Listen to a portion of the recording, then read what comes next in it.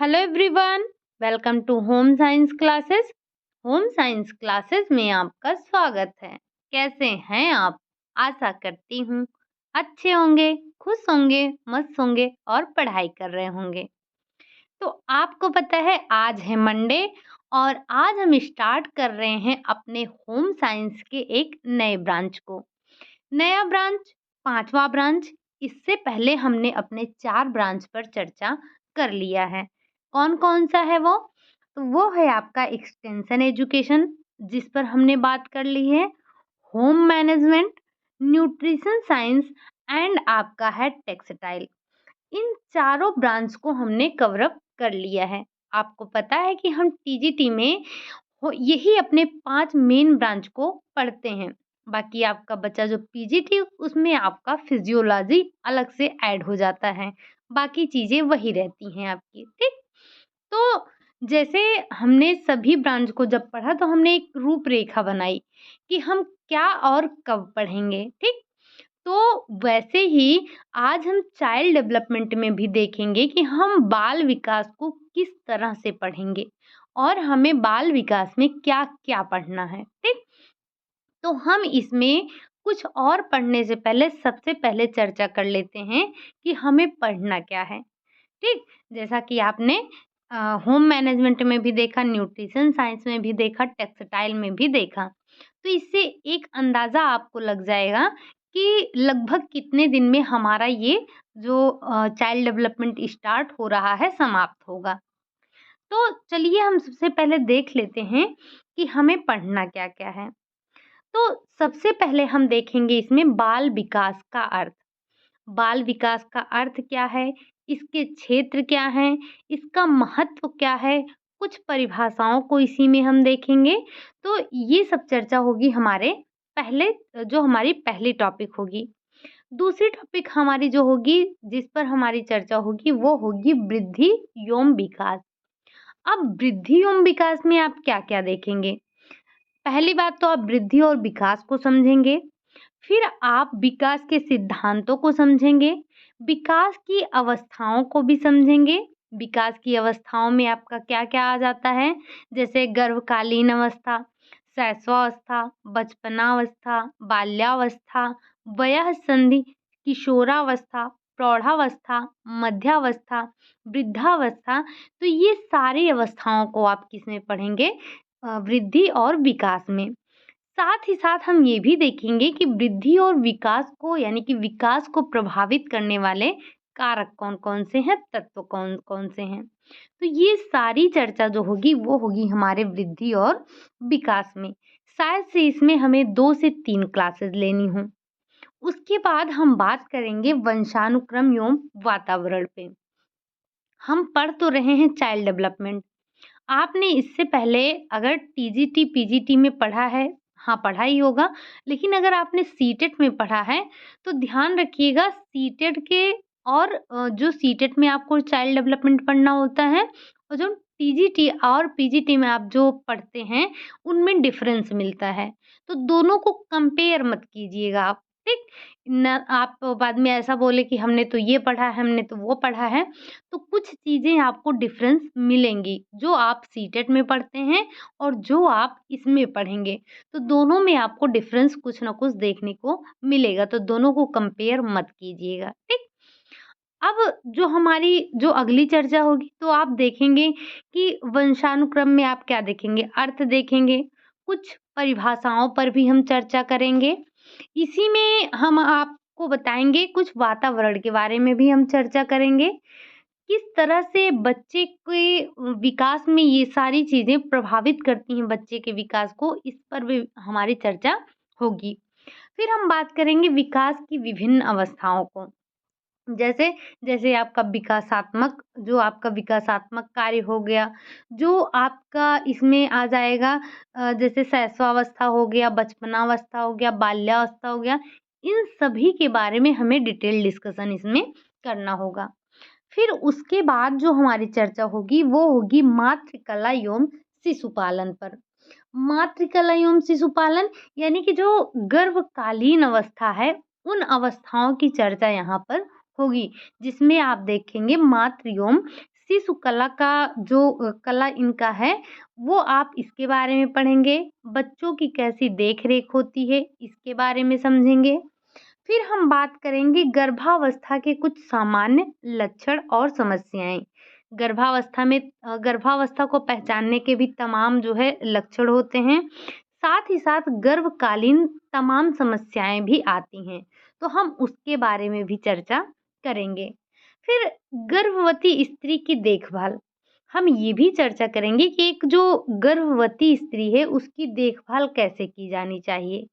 गर्भस्थ शिशु का विकास किस तरह से होता है, यानी कि जो 9 महीने का टाइम होता है, उस दौरान एक जो गर्भस्थ शिशु होता है, उसका विकास किस तरह से होता है, हम इस बात पर भी चर्चा करेंगे।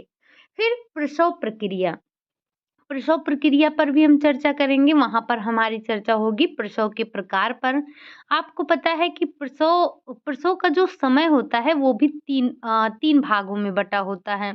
तो जब हम इसके बारे में डिस्कस करेंगे तो वहाँ पर डिटेल डिस्कशन होगा और यहाँ से क्वेश्चन अच्छे खासे पूछे जाते हैं, ठीक? ये आपका बहुत ईज़ी टॉपिक है, आपने पहले भी पढ़ रखा है, आपका जो सीडी है, इसको आपने पहले भी पढ़ रखा है और ये आपने चाहे बीएड किए हैं आप या बीटीसी किए हैं, हालाँकि आप टीजीटी वाले हैं, तो ज़ाहिर-सी बात है कि आप जो है बीएड ही हैं। लेकिन फिर भी जो पीजीटी का फॉर्म भर रहे हैं, वो भी तो इसको पढ़ेंगे। अब ज़रूरी तो नहीं है ना कि उन्होंने बीएड ही किया हो। फिर भी जो है उन्होंने इसको पढ़ा ही होगा, अगर होम साइंस आपने पढ़ा है। तो बहुत सिंपल है लेकिन यहाँ से क्वेश्चन अच्छे खासे पूछे जाते हैं। फिर हम देखेंगे शिशु आगमन की तैयारी, मतलब कि शिशु आगमन की तैयारी हमें कैसे करनी चाहिए, हम इस पर भी चर्चा करने वाले हैं। फिर हम क्या करेंगे, फिर हमारी बात होगी नवजात शिशु पर। कि जो एक नवजात शिशु होता है, उसकी क्या-क्या विशेषताएँ होती हैं, उसकी किस तरह से हमें देखभाल करना होता है, किस तरह से हमें उसका ख़्याल रखना होता है, उसके शारीरिक विकास कैसे होते हैं, कैसे उसकी संरचनाएँ बनती हैं, ये सारी चीज़ों पर हमें डिस्कस करना है। फिर बालक के पालन-पोषण की विधियों पर चर्चा होगी कि बालक का किस तरह से पालन-पोषण करना चाहिए, हमें किस तरह से उसे कब कौन-सा आहार देना चाहिए, कितने माह पर उसे हमें ठोस आहार देना चाहिए, कब उसे तरल आहार देना चाहिए, कब उसे पूर्ण ठोस आहार देना चाहिए, कि कब उसे हमें स्तनपान छुड़ाना चाहिए। तो इन सभी चीज़ों पर आपने देखा होगा आपसे पूछा भी जाता है कि कितने माह तक के बच्चों को स्तनपान कराना चाहिए, बच्चों में दाँत कितने निकलते हैं, तो इस इन सभी चीज़ों पर जो है चर्चा होगी इसी चैप्टर में आपके बच्चों के पालन-पोषण पर, ठीक? फिर शिशु की स्वास्थ्य सुरक्षा व टीका। आपको पता है कि तमाम प्रकार की टीकाएँ जो है संक्रामक बीमारियों से बचाने के लिए बच्चों को लगाए जाते हैं। रोगों से बचने के लिए उनको टीके लगाए जाते हैं और टीकों से भी आपसे अच्छे खासे क्वेश्चन पूछे जाते हैं। अभी आपने देखा जो दिसंबर में हुआ था बिहार एस्टेट, वहाँ पर भी टीके से क्वेश्चन पूछा गया था, ठीक? अगला फिर आ जाता है आपका शारीरिक विकास। कि जो एक बच्चा है, उसका शारीरिक विकास कैसे होता है, शारीरिक विकास का क्रम क्या होता है, चक्र क्या होता है, शारीरिक विकास की क्या विशेषताएँ होती हैं, किस नियम पर ये विकास होता है, तो इन सभी पर हमारी चर्चा होने वाली है। शारीरिक विकास के बाद आ जाता है आपका क्रियात्मक विकास। क्रियात्मक विकास क्या होता है, कितने प्रकार का होता है, इसकी क्या विशेषताएँ होती हैं, और जो विभिन्न अवस्थाएँ हैं उसमें किस तरह से क्रियात्मक विकास होता है, तो ये सारी बातें हमें करनी हैं। उसके बाद हम आ जाएँगे संवेगात्मक विकास पर। संवेगात्मक विकास, पहली बात तो ये संवेग है क्या? फिर कुछ परिभाषाएँ भी होती होंगी, उसको भी देखेंगे। महत्व क्या है संवेग का, वो भी समझना है हमें। किस तरह से एक बच्चे का संवेग होता है, यानी कि जो बालक का संवेग होता है, प्रौढ़ का, क्या जो बच्चे का संवेग होता है और जो एक प्रौढ़ व्यक्ति का संवेग होता है, दोनों समान होता है? तो आप कहेंगे नहीं, दोनों में कुछ न कुछ डिफरेंस पाया जाता है। तो इन सारी बातों पर हमें चर्चा करनी है। अब अगला आ जाता है आपका भाषा विकास। ये हम अभी क्रम से पढ़ रहे हैं, हो सकता है हम पढ़ते टाइम 1-2 चीज़ों को आपस में मर्ज करके भी पढ़ लेंगे, ठीक? तो हमारी बात होगी भाषा विकास पे, यानी कि लैंग्वेज डेवलपमेंट पे। वहाँ भी अगर बात हो रही है भाषा विकास की, तो आप मुझे बता दीजिए कि अगर भाषा विकास की बात हो रही है, तो आप किसका नाम लेंगे?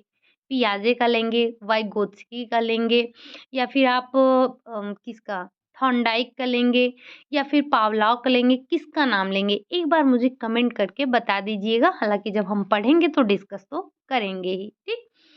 या फिर चॉम्स्की का लेंगे, किसका लेंगे? मुझे नहीं पता कि यहाँ पर मैंने किसका नाम लिया, किसका नहीं लिया। अब आप बताइए कि भाषा विकास से कौन संबंधित है? बहुत ही सिंपल सा क्वेश्चन है, आपने पढ़ा ही होगा।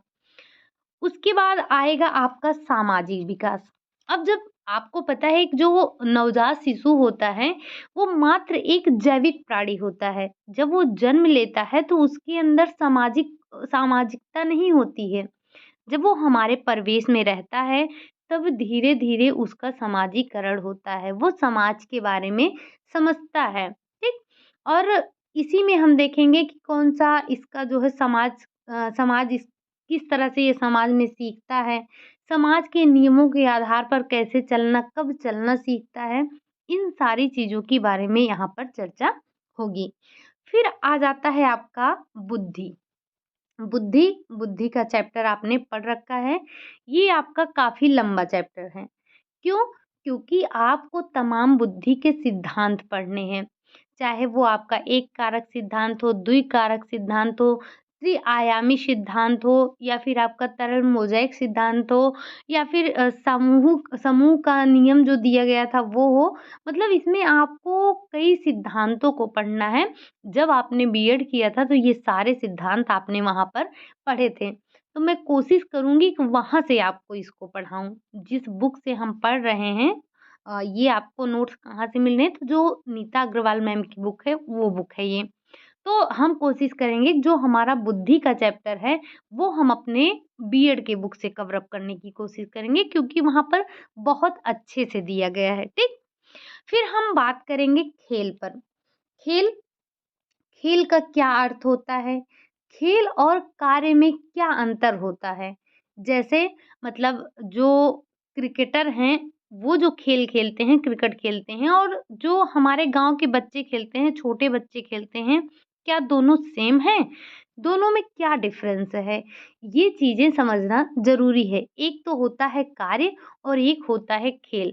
जो हमारे घर के बच्चे खेलते हैं, छोटे बच्चे खेलते हैं, वो एन्जॉयमेंट के लिए खेलते हैं क्रिकेट। लेकिन जो आपके क्रिकेटर खेलते हैं इंटरनेशनल खिलाड़ी हैं आपके नेशनल खिलाड़ी हैं, क्या ये भी खेल खेलते हैं एन्जॉयमेंट के लिए? नहीं, तो दोनों में डिफ़रेंस होता है। तो इन सारी चीज़ों को हमें समझना है। अगला आ जाता है किशोरावस्था में विकास। एक जो बच्चा होता है, उसका विकास किशोरावस्था में कैसे होता है?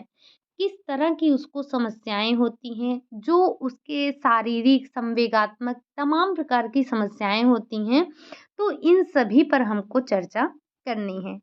फिर हमारी बात होगी विशिष्ट बालक पर। अब विशिष्ट बालक क्या है? तो विशिष्ट बालक में आपका आ जाता है सबसे पहले प्रतिभाशाली बालक। प्रतिभाशाली बालक हैं कौन? कितने प्रकार के होते हैं? इनकी विशेषताएँ क्या होती हैं? ये समाज में या जहाँ पर भी हैं समायोजन कैसे करते हैं? तो इन सभी बातों पर हमें चर्चा करनी है। उसके बाद हम देखेंगे समस्यात्मक बालक। अब ये समस्यात्मक बालक, तो समस्यात्मक बालक होते कौन हैं? क्या विशेषताएँ होती हैं? क्या कारण होता है जो बच्चे समस्यात्मक हो जाते हैं? अब जब बच्चे समस्यात्मक हैं, तो उसका उपचार क्या होगा? हमें कोई ना कोई तो उपचार देखना ही पड़ेगा। तो क्या उपचार हो सकते हैं? बालकों के कुछ जो समस्यात्मक व्यवहार होते हैं, उसमें जैसे आ जाता है आपका अंगूठा चूसना या नाखून काटना, बिस्तर गीला करना, झूठ बोलना, हकलाना, चोरी करना और ये कुछ क्रोधी बालक होते हैं, ये सारे बच्चे क्या होते हैं, ये सारे के सारे आपके समस्यात्मक में आते हैं, इनका व्यवहार समस्यात्मक होता है। तो हमें इन सब पर भी चर्चा करनी है। फिर बाल अपराध, बाल अपराध क्या है? कारण क्या है? इसका निदान क्या है? इस पर हमें चर्चा करनी है। फिर आ जाता है आपका मानसिक विकास। मानसिक विकास या फिर हम कहें इसे ही ज्ञानात्मक विकास, ठीक? मानसिक विकास क्या है? इसके नियम क्या हैं? विकास की अवस्थाएँ क्या हैं? तो इन सभी पर भी हमें चर्चा करनी है। बाकी संज्ञानात्मक विकास की बात की जाए तो आपको पता ही है कि हम जीन पियाजे का नाम नहीं भूल सकते हैं, ठीक? तो हमें संज्ञानात्मक विकास पर भी चर्चा करनी है। ये तो रहा आपका कि हमें क्या-क्या पढ़ना है। हम अपने चाइल्ड डेवलपमेंट में क्या-क्या पढ़ने वाले हैं, हमने इस पर डिस्कस कर लिया। अब बस ये जितना था आपका कितना टॉपिक हो गया लगभग 1, 2, 3, 4, 5, 6, 7, 8, 9, 10, 11, 12, 13, 14, 15, 16, 17, 18, 19, 20, 21, 22, 23, 24, 25, 26 यानी कि हमने यहाँ पर 26 जो है टॉपिक को नोट डाउन किया है। तो जो आपके ये 26 टॉपिक हैं, अब इसमें से लगभग आपको ये मान के चलिए कि 30 से 35 क्लास आपको यहाँ पर मिलने वाली है। 30 से 35 क्लास है तो मतलब 1 महीने से ज़्यादा आपको टाइम लगेगा ही लगेगा। तो आपको आराम से पढ़ना है, ये नहीं कहना है कि जल्दी कीजिए, कितना जल्दी होगा, ठीक? तो हमें चीज़ों को आराम से पढ़ते हुए चलना है। अब चलिए हम स्टार्ट कर देते हैं आज अपने चाइल्ड डेवलपमेंट को यानी कि बाल विकास को। आज की क्लास आपके लिए बहुत इम्पोर्टेंट है और यहाँ से काफ़ी क्वेश्चन बनते हैं और ये जो आज की क्लास है आपकी ये रटने वाली है। इसमें आपको रट्टा मारना है। रट्टा मारने का मतलब क्या है? रट्टा मारने का मतलब ये है कि आपको इसे याद करना होगा, ठीक? तो जो बाल विकास है, बाल विकास क्या है? आपको पता है ये जो बालक होता है, बालक एक गतिशील प्राणी होता है। इसके अंदर आपको दिन प्रतिदिन नए परिवर्तन देखने को मिलते रहते हैं, ठीक? जो बालक होता है, ये गतिशील होता है, गतिशील प्राणी होता है। गतिशील होने के कारण इसके अंदर आपको परिवर्तन देखने को मिलता रहता है, नए नित्य परिवर्तन आप इसमें देखते रहते हैं। और ये परिवर्तन आपका कैसा होता है? तो ये आपका परिवर्तन शारीरिक, अभिवृद्धि और परिपक्वता के रूप में प्रकट होता है। प्राणी में जो अनवरत परिवर्तन होते हैं, यही आपका विकास कहलाता है। विकास क्या होता है? तो जो व्यक्ति के अंदर परिवर्तन होता रहता है, वही क्या होता है? वही विकास कहलाता है। अब परिवर्तन की प्रक्रिया के कारण शून्य से प्रारंभ होने वाला जीव पहले क्या? पहले एक शिशु बनता है, शिशु से बालक बनता है, बालक से किशोर बनता है, किशोर से वो प्रौढ़ बनता है और प्रौढ़ के बाद वो क्या हो जाता है? वृद्ध हो जाता है, ठीक?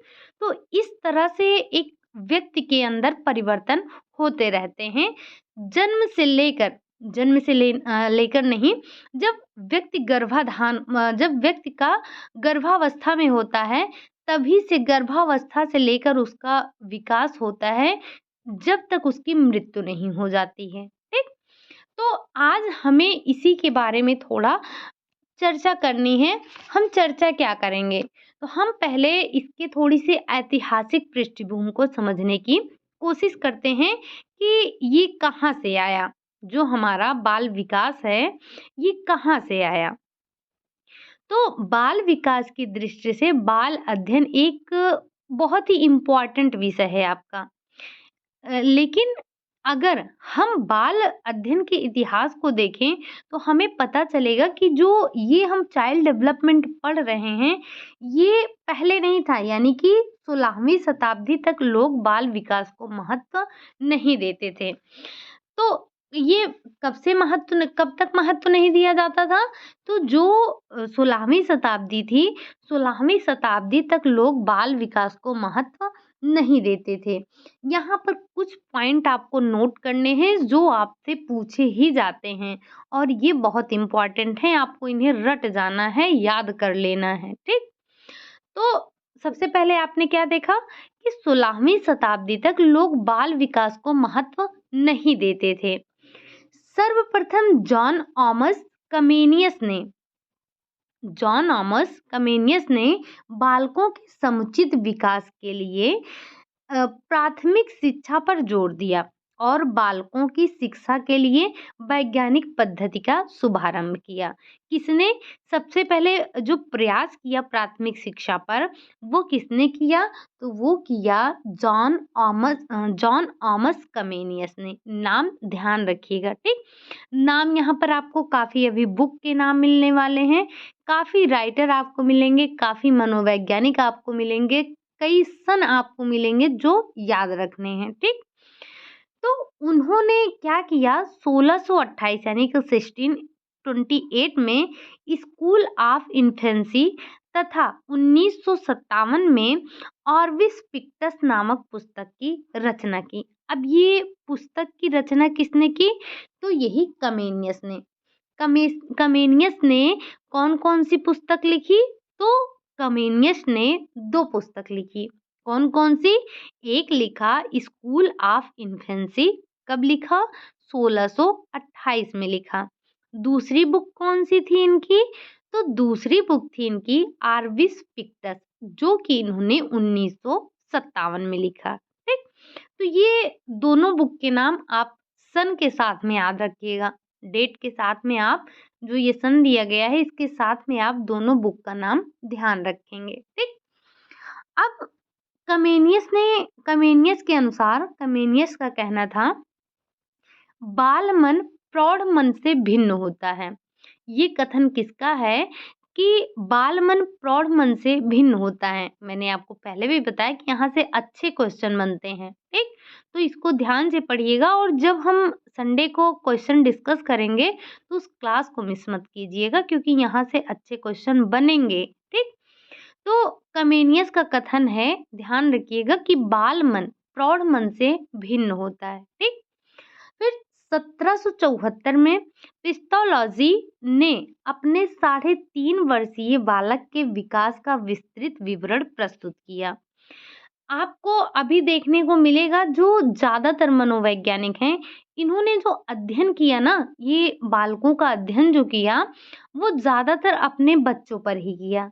इन्होंने इन्होंने ही नहीं, अभी आप और भी नाम सुनेंगे, तो सभी ने जो भी प्रयोग किए, जो भी खोज किया, जो भी जानकारी प्राप्त की, अपने ही बच्चों पर प्रयोग किया। तो जो पिस्टोलॉजी थे, इन्होंने 1774 में अपने 3.5 वर्षीय बालक के विकास का विस्तृत विवरण प्रस्तुत किया, जिसे बाल विकास का प्रथम वैज्ञानिक विवरण माना जाता है। तो ध्यान रखेंगे कि बाल विकास का प्रथम मनोवैज्ञानिक विवरण किसने प्रस्तुत किया था? तो वो किया था आपके पिस्टोलॉजी ने। कब किया था? तो 1774 में किया था, ठीक? कब किया था? तो 1774 में किया था। अगला पॉइंट आप ध्यान रखेंगे, सन 1876 में किसने? टेन ने इन्फेंट डेवलपमेंट नामक पुस्तक लिखी। जो टेन महोदय थे, इन्होंने 1876 में इन्फेंट डेवलपमेंट नामक पुस्तक की रचना की, जिसमें बालकों के भाषा विकास पर प्रकाश डाला गया। तो जो बालकों के भाषा विकास पर प्रकाश डालने वाला काम किया था, किसने किया था? तो टेन ने किया था। किस पुस्तक में? अपने इन्फेंट डेवलपमेंट नामक पुस्तक में, ठीक? किस सन में किया था? तो 1876 में किया था। इसके बाद डार्विन ने अपनी पुस्तक biographical sketch of an infant प्रकाशित की। डार्विन की पुस्तक का नाम क्या है? तो डार्विन की पुस्तक का नाम ध्यान रखेंगे आप, क्या था? Biographical sketch of in infant ये इनके पुस्तक एन इन्फेंट, ये इनके पुस्तक का नाम था। तो अभी तक आपने कितने पुस्तक देखी? अभी तक आपने 4 पुस्तक के बारे में चर्चा कर ली। कौन-कौन सी? तो पहली आपने देखी थी कमेनियस की 2 पुस्तक। वो कौन-कौन सी थी? तो पहली थी एक स्कूल ऑफ इन्फेंसी, जो कि 1628 में उन्होंने लिखी थी, और दूसरी थी ऑर्विस पिक्टस, जो कि 1957 में लिखी गई थी, रचना की गई थी। किसके द्वारा? कमेनियस के द्वारा, ठीक। फिर आपने जो तीसरे बुक का नाम सुना वो टेन महोदय के द्वारा रचित थी, इन्फेंट डेवलपमेंट। वहीं आपने चौथे बुक का नाम सुना जो कि डार्विन की पुस्तक थी, biographical sketch of an infant. ये पुस्तक किसकी थी? तो डार्विन की थी। यहाँ से आपको ये चारों नाम ध्यान रखने हैं, ठीक। ये 4 पुस्तक। अब यही 4 पुस्तक नहीं है, अभी और आगे भी आपको पुस्तक मिलने वाले हैं। तो अगर आप पेन और नोटबुक लेकर बैठे हैं तो साथ-साथ नोट डाउन ज़रूर करते चलिएगा, ठीक। अगला आ जाता है आपका 1881 में जर्मन वैज्ञानिक विल्हेम प्रेयर ने द माइंड ऑफ चिल्ड्रन पुस्तक प्रकाशित की। क्या प्रकाशित की? The mind of children.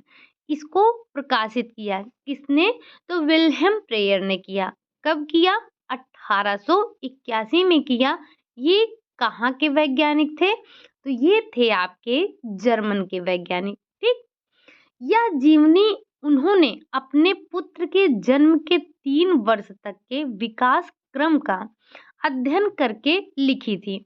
अभी-अभी आपने एक नाम और सुना था, वो नाम कौन-सा था?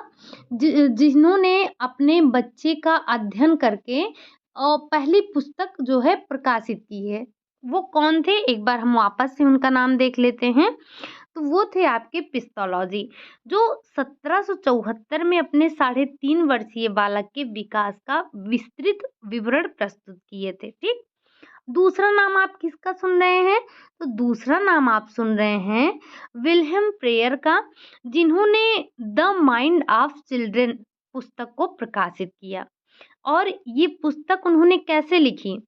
तो ये जीवनी उन्होंने अपने ही पुत्र के जन्म के 3 वर्ष तक के, जो 3 वर्ष तक उनके बच्चे के विकास क्रम का अध्ययन हुआ, उसी को उन्होंने लिखा था और बताया कि पशु तथा मानव शिशुओं की जो सहज क्रियाएं हैं, सहज क्रियाओं के विकास की गति प्रायः समान ही होती है। इन्होंने अपने ही बच्चे पर अध्ययन किया, तो इन्होंने ये बताया कि जो शिशु होता है और जो मानव होता है, मानव और शिशु की जो सहज क्रियाएं होती हैं, इनके विकास की गति प्रायः क्या होती है? समान होती है। ऐसा किसने बताया था? तो ऐसा विल्हेम प्रेयर ने बताया था। इन्होंने कौन सी पुस्तक प्रकाशित की? तो इन्होंने द माइंड ऑफ चिल्ड्रन नामक पुस्तक को प्रकाशित किया, ठीक। फिर सन 1831 में अमेरिका के ब्रांसन अल्काट ने अपनी 2 पुत्री अन्ना और लुइजा की जीवनी लिखी। ध्यान रखिएगा कि जो अमेरिका के ब्रांसन अल्काट थे, इन्होंने अपनी 2 पुत्रियों की जीवनी लिखी। उनका नाम क्या था? तो एक का नाम था अन्ना, दूसरी का नाम था लुइजा। इन दोनों के जो है जीवनी इन्होंने लिखी। कब? 1831 में लिखी। फिर 19वीं शताब्दी में ही बाल अध्ययन के क्षेत्र में महत्वपूर्ण परिवर्तन हुए, ठीक। 16वीं शताब्दी से पहले कोई जानता नहीं था। फिर उसके बाद 17वीं, 18वीं और 19वीं शताब्दी आई। 19वीं शताब्दी में ही बाल अध्ययन के क्षेत्र में महत्वपूर्ण परिवर्तन हुआ। इस परिवर्तन के प्रणेता कौन माने जाते हैं? स्टेनली हॉल थे। कौन थे? स्टेनली हॉल थे। इन्होंने बाल अध्ययन केंद्रों, सोसाइटियों तथा बाल कल्याण संगठनों की स्थापना की। तो जो बाल विकास में काम किया किसने? स्टेनली हॉल ने। इन्होंने किया क्या? तो इन्होंने बाल अध्ययन केंद्रों, सोसाइटियों और बाल कल्याण संगठनों की स्थापना की। स्टेनली हॉल में बालकों के अध्ययन के लिए वस्तुनिष्ठ विधि विकसित की, जिसमें प्रश्नावली विधि प्रमुख थी। तो यहाँ से आप क्वेश्चन को समझ पा रहे होंगे क्या, कि जो वस्तुनिष्ठ विधि थी किसके द्वारा विकसित की गई थी? स्टेनली हॉल के द्वारा। साथ ही साथ प्रश्नावली विधि, वो भी स्टेनली हॉल के द्वारा। लेकिन प्रसिद्ध क्या थी, प्रमुखता किसको मिली? तो वो मिली थी आपके प्रश्नावली विधि को। ठीक, स्टेनली हॉल ने एडोलसेंस नामक पुस्तक की रचना की। आप देख रहे होंगे पुस्तकों के नाम बढ़ते ही जा रहे हैं। ठीक, तो पुस्तकों के नाम ध्यान रखिएगा जिन पर ये शोध कार्य हुए हैं, जिनकी जीवनी लिखी गई है। जैसे अभी आपने देखा था वो अल्काटा की दो पुत्रियां थी, कौन? अन्ना और लुइजा। तो इन दोनों का नाम भी आपको साथ में ध्यान रखना है। तो जो स्टेनली हॉल थी, स्टेनली हॉल ने एडोलसेंस नामक पुस्तक की रचना की। अब आगे और क्या देखना है आपको? 1893 में स्टेनली हॉल ने अमेरिका में पहली बाल अध्ययन सोसाइटी की स्थापना की। तो यहाँ से कितने क्वेश्चन बन रहे हैं? पहला ये कि अमेरिका में पहली बाल अध्ययन सोसाइटी की स्थापना किसने की? तो स्टेनली हॉल ने की। कब की? 1893 में की। दूसरा ये कि बाल अध्ययन सोसाइटी की स्थापना 1893 में किसने की? तो वो की स्टेनली हॉल ने। कहाँ की? अमेरिका में की। तो यहाँ पर किसी भी तरह से आपसे क्वेश्चन पूछा जा सकता है। तो इस एक लाइन को अगर आप ध्यान रखते हैं तो यहाँ से आपके 3 से 4 क्वेश्चन सही होने के चांसेस बढ़ जाते हैं। ठीक, अगला है फिर 1906 में पहली बाल अध्ययन की अंतरराष्ट्रीय कांग्रेस की सभा आयोजित की गई। तो बाल अध्ययन की अंतरराष्ट्रीय कांग्रेस की सभा कब आयोजित हुई? तो वो हुई थी 1906 में हुई थी। ठीक, आगे है 1891 में पेडागॉजिकल सेमिनार पत्रिका का प्रकाशन प्रारंभ हुआ। जो आपकी पेडागॉजिकल सेमिनार की पत्रिका है उसका प्रकाशन कब हुआ?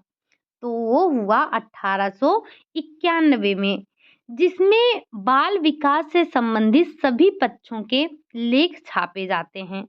तो जो ये आपकी पेडागॉजिकल सेमिनार पत्रिका थी, इसमें किससे संबंधित पक्ष छापे जाते थे? तो बाल विकास से संबंधित सभी पक्षों के लेख छापे जाते थे। किसमें? जो आपकी पेडागॉजिकल सेमिनार पत्रिका थी। ये प्रकाशित कब हुई थी? तो ये हुई थी 1891 में। आज की क्लास जो आप देख रहे हैं, ये जो आप बाल विकास का ऐतिहासिक पृष्ठभूमि देख रहे हैं, यहाँ से कुछ नहीं तो आपके 20 क्वेश्चन बनने वाले हैं अगर काउंट किया जाए तो। ठीक, अगला है 20वीं शताब्दी के प्रारंभ से विकासात्मक मनोविज्ञान के संबंध में जन जागृति विकसित हुई, यानी कि लोग जागृत हो गए। कब? 20वीं शताब्दी से। स्टार्ट हमने कब किया था? तो 16वीं शताब्दी से किया था। ठीक, 1920 के आसपास व्यवहारवाद के संस्थापक जॉन वाटसन, यहाँ से ध्यान रखिएगा कि व्यवहारवाद के जो संस्थापक हैं कौन है? तो जॉन वाटसन हैं। इन्होंने बालक के पालन पोषण के संबंध में व्याख्यान एवं लेख प्रस्तुत किया। किसने? जो जॉन वाटसन थे। 1949 के आसपास बालक विकास के कार्यों में कमी आने लगी और 1950 के बाद पुनः इसने वेग पकड़ लिया।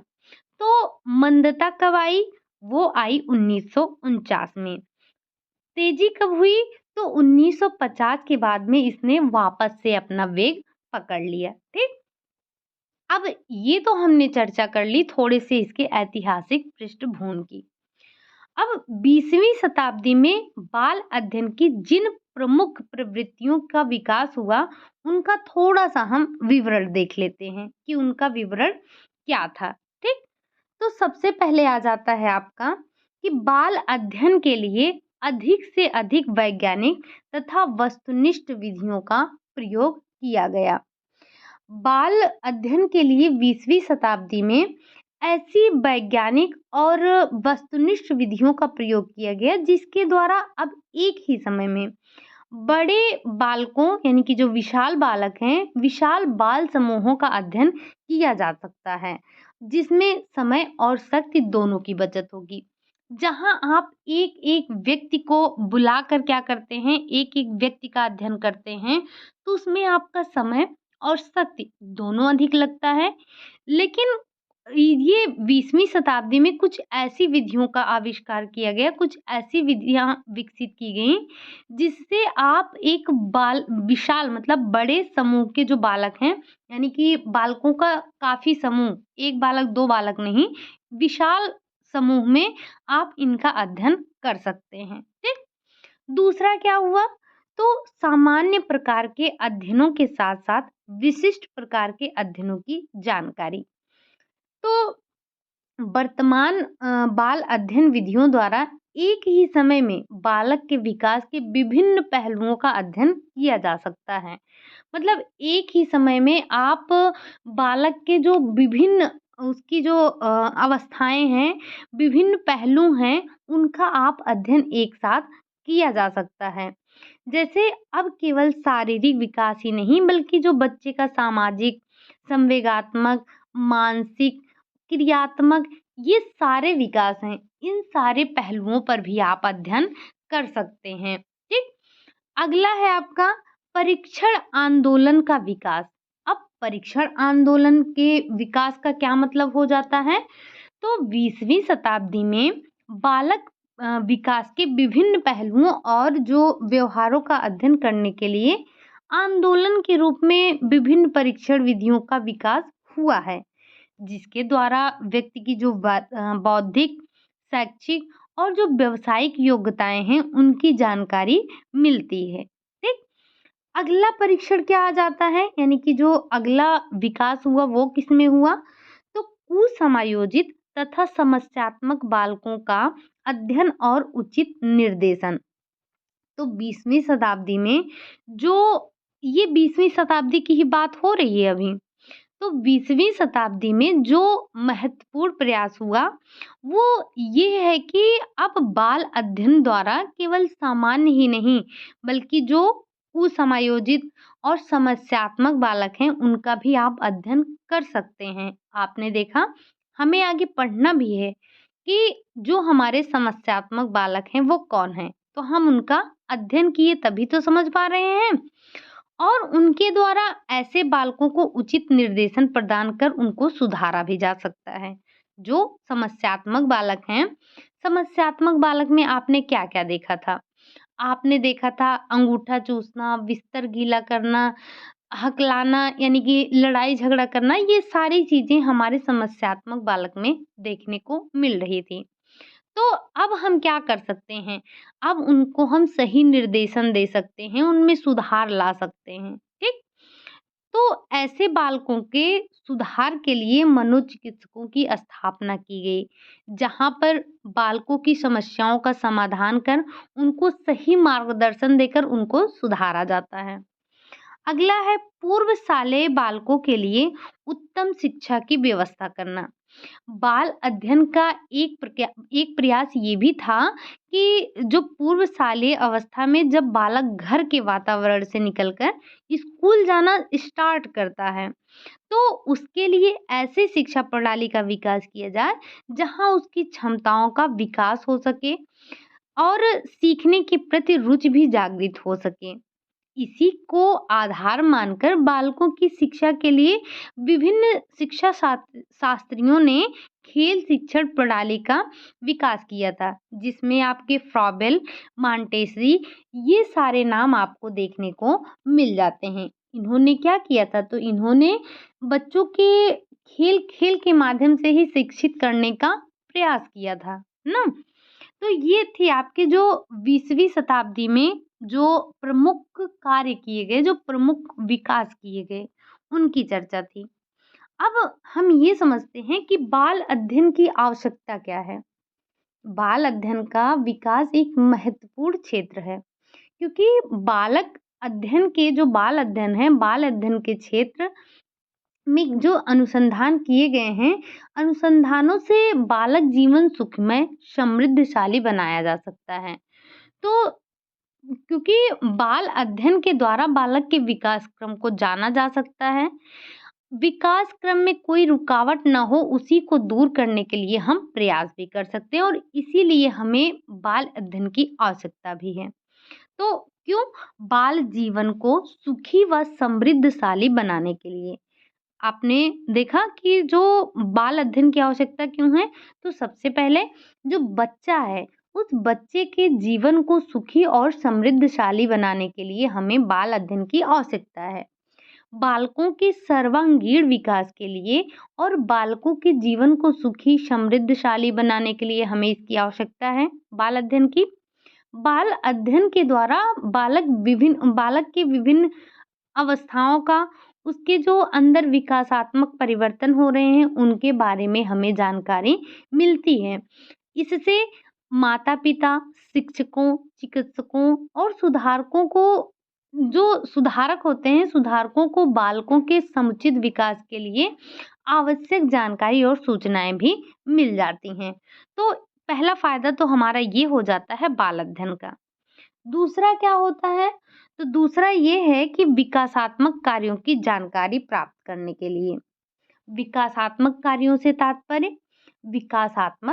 से तात्पर्य उन क्रियाओं से होता है जिनसे कोई प्राणी निश्चित आयु में ही करता है, ठीक? जैसे एक निश्चित आयु में जो होता है, निश्चित आयु का जो कार्य होता है, उसी का अध्ययन किया जाता है।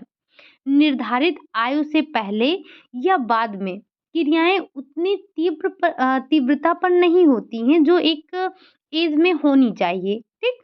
तो जितनी की एक आयु में होनी चाहिए, इन्हीं जो विकासात्मक कार्य हैं, इन्हीं विकासात्मक कार्यों के कारण व्यक्तिगत विभिन्नताओं के बावजूद भी सभी बालकों का विकास एक ही ढंग से होता है, ठीक? अगला आपका क्या हो जाता है? जो अगली आवश्यकता है हमारी बाल अध्ययन की, वो क्या है? तो बालकों को उपयुक्त समय पर शिक्षण प्रदान करने के लिए, बालकों को उपयुक्त समय पर यानी कि जन्म के बाद ही प्रत्येक बालक के सीखने की क्रिया प्रारंभ हो जाती है।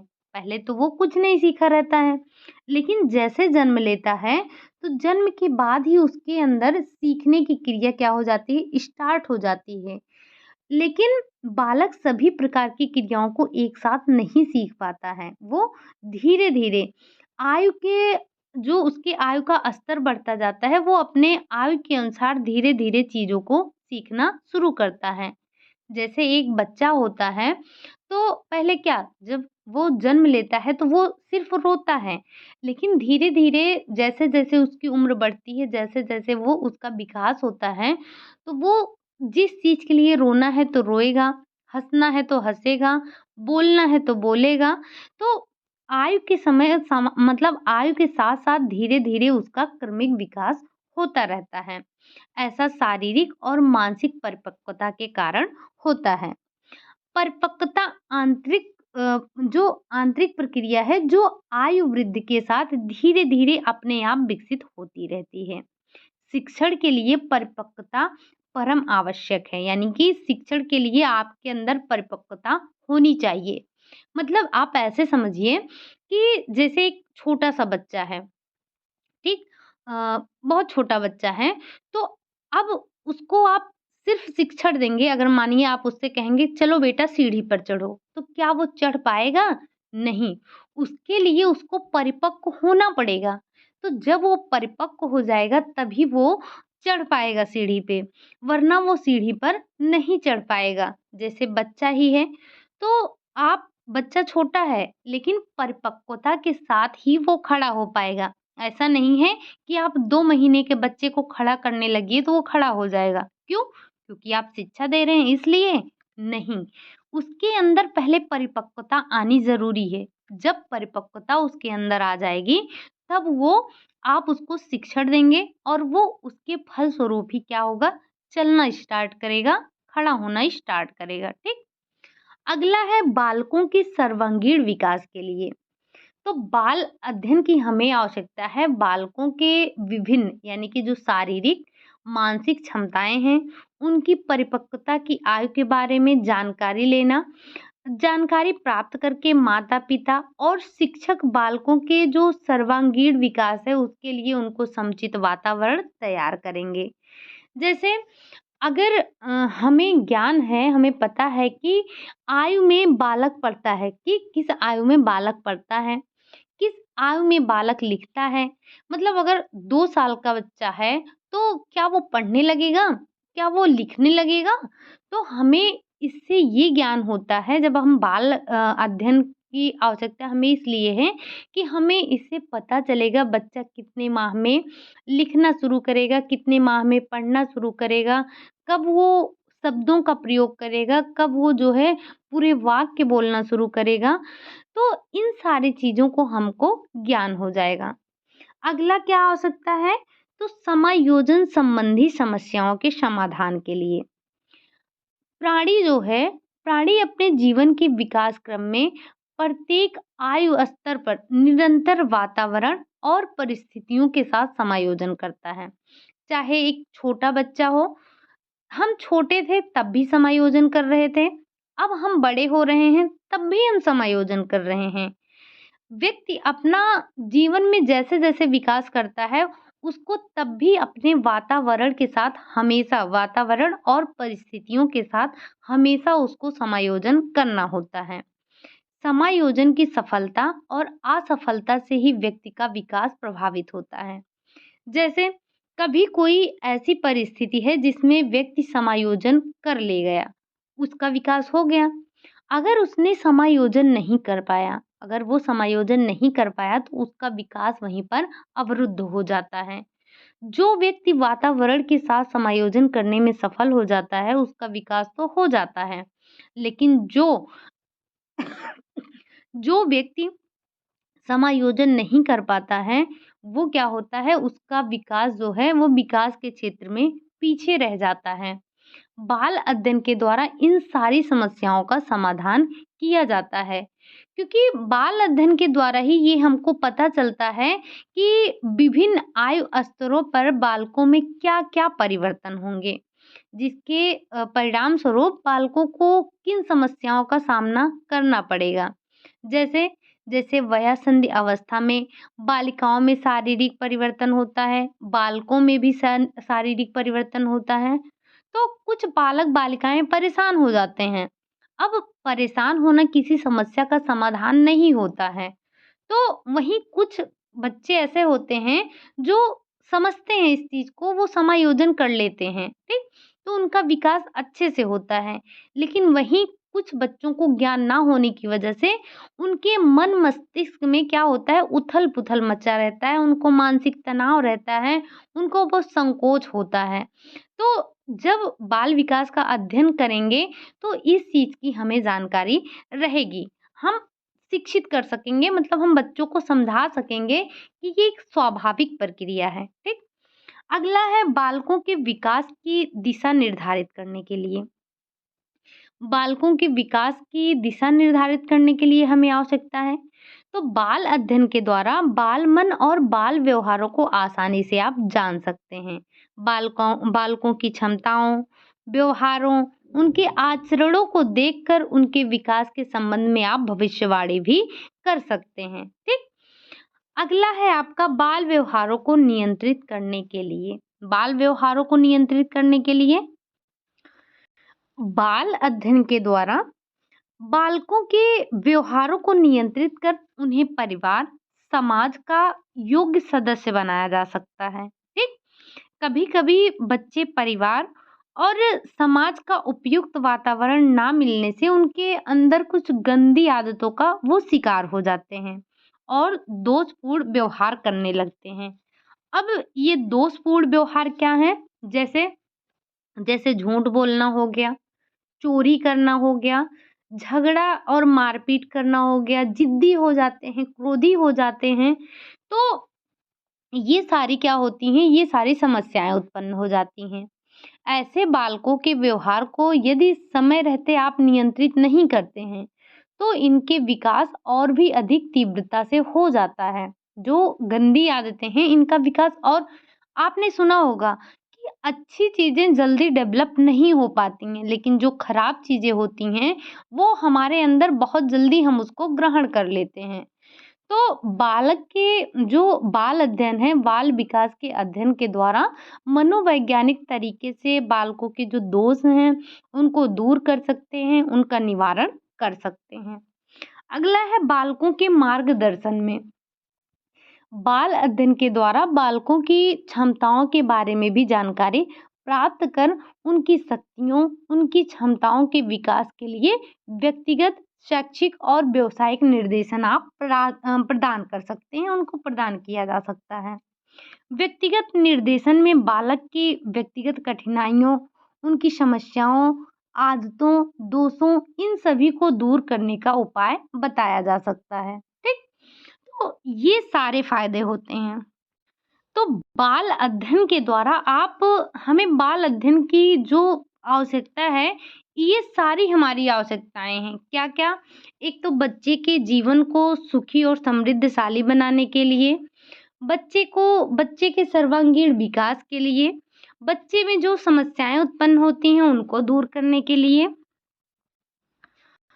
बालकों के व्यवहारों को नियंत्रित करने के लिए, उन्हें सही दिशा निर्देशन देने के लिए, इन सारे कारणों से हमें बाल अध्ययन की आवश्यकता है।